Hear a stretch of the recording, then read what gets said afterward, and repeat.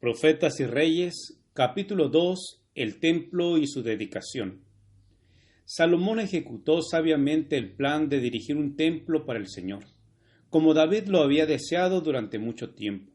Durante 7 años, Jerusalén se vio llena de obreros activamente ocupados en nivelar el sitio escogido, construir grandes paredes de retención, echar amplios cimientos de grandes piedras de precio y piedras labradas.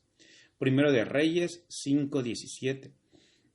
Dar forma a las pesadas maderas traídas de los bosques del Líbano y erigir el magnífico santuario.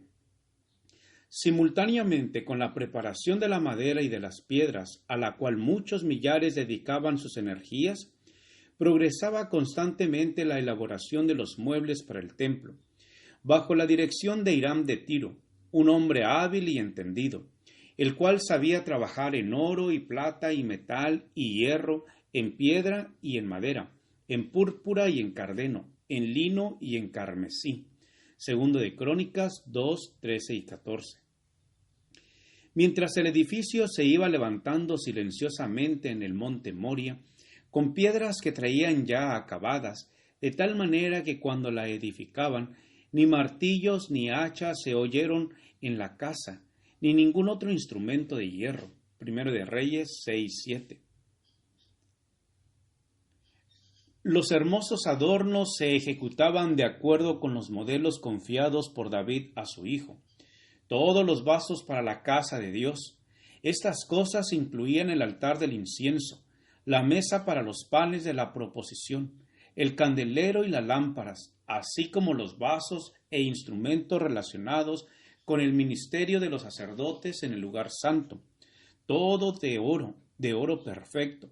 Segundo de Crónicas 4, 19 y 21. Los enseres de bronce, el altar de los holocaustos, la gran cuba sostenida por 12 bueyes, las fuentes de menor tamaño, los muchos otros vasos, fundiólos el rey en los llanos del Jordán, en tierra arcillosa, entre Suchot y Seredat. Segunda de Crónicas 4:17. Esos enseres fueron provistos en abundancia para que no se careciese de ellos. De una belleza insuperable y esplendor sin rival era el palacio que Salomón y quienes le ayudaban erigieron para Dios y su culto. Adornado de piedras preciosas, rodeado por atrios espaciosos y recintos magníficos, forrado de cedro esculpido y de oro bruñido, el templo, con sus cortinas bordadas y muebles preciosos, era un emblema adecuado de la iglesia viva de Dios en la tierra, que a través de los siglos ha estado formándose de acuerdo con el modelo divino, con materiales comparados al oro, plata, piedras preciosas, labradas a madera de un palacio. Primera de Corintios 3:12, Salmos 144:12.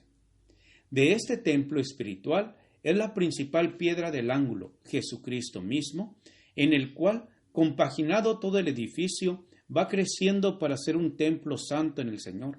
Efesios 2, 20 y 21. Por fin quedó terminado el templo proyectado por el rey David y construido por su hijo Salomón. Y todo lo que Salomón tuvo en voluntad de hacer en la casa de Jehová y en su casa fue prosperado. Segunda de Crónicas 7:11. Entonces, a fin de que el palacio que coronaba las alturas del monte Moria fuese en verdad, como tanto lo había deseado David, una morada no destinada al hombre, sino para Jehová Dios, Primera de Crónicas 29:1, quedaba por realizarse la solemne ceremonia de dedicarlo formalmente a Jehová y a su culto. El sitio en que se construyó el templo se venía considerando desde largo tiempo atrás como lugar consagrado. Allí era donde Abraham, padre de los fieles, se había demostrado dispuesto a sacrificar a su hijo en obediencia a la orden de Jehová. Allí Dios había renovado con Abraham el pacto de la bendición que incluía la gloriosa promesa mesiánica de que la familia humana sería liberada por el sacrificio del Hijo del Altísimo. Allí era donde, por medio del fuego celestial, Dios había contestado a David cuando éste ofreciera holocaustos y sacrificios pacíficos a fin de detener la espada vengadora del ángel destructor. y nuevamente los adoradores de Jehová volvían a presentarse allí delante de su Dios para repetir sus votos de fidelidad a él. El momento escogido para la dedicación era muy favorable. El 7º mes, cuando el pueblo de todas partes del reino solía reunirse en Jerusalén para celebrar la fiesta de las cabañas, que era preeminentemente una ocasión de regocijo.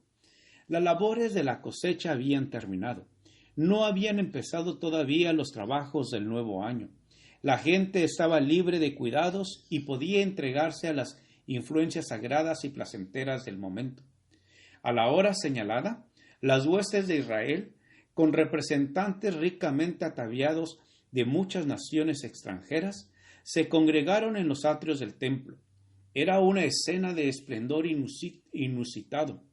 Salomón, con los ancianos de Israel y los hombres de más influencia entre el pueblo, había regresado de otra parte de la ciudad, de donde había traído el arca del testamento. De las alturas de Gabaón había sido transferido el antiguo tabernáculo del testimonio y todos los vasos del santuario que estaban en el tabernáculo. Segundo de Crónicas 5:5. Y estos preciosos recuerdos de los tiempos en que los hijos de Israel habían peregrinado en el desierto y conquistado Canaán, hallaron albergue permanente en el magnífico edificio erigido para reemplazar la estructura portátil.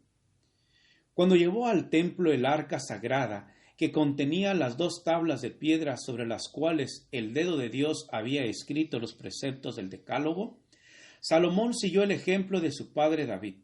A cada intervalo de 6 pasos ofreció un sacrificio. Con cantos, música y gran pompa, los sacerdotes metieron el arca del pacto de Jehová en su lugar, en el oratorio de la casa, en el lugar santísimo. Segundo de Crónicas 5:7. Al salir del santuario interior, se colocaron en los lugares que les habían sido asignados los cantores, que eran levitas ataviados de lino blanco y equipados con címbalos, salterios y arpas, se hallaban en el extremo situado al oriente del altar, y con ellos había 120 sacerdotes que tocaban las trompetas. Segundo de Crónicas 5:12. Sonaban pues las trompetas y cantaban con la voz todos a una, para alabar y confesar a Jehová. Y cuando alzaban la voz con trompetas y címbalos e instrumentos de música, cuando alababan a Jehová diciendo, porque es bueno, porque su misericordia es para siempre, la casa se llenó entonces de una nube, la casa de Jehová, y no podían los sacerdotes estar para ministrar por causa de la nube, porque la gloria de Jehová había henchido la casa de Dios. Segundo de Crónicas 5:13 y 14. Gracias por escuchar este audio. Te invito a escuchar el siguiente capítulo. Jehová te bendiga y te guarde. Jehová haga resplandecer su rostro sobre ti y tenga de ti misericordia. Jehová alce sobre ti su rostro y ponga en ti paz. Con aprecio, el pastor Juan Manuel Flores Espinosa.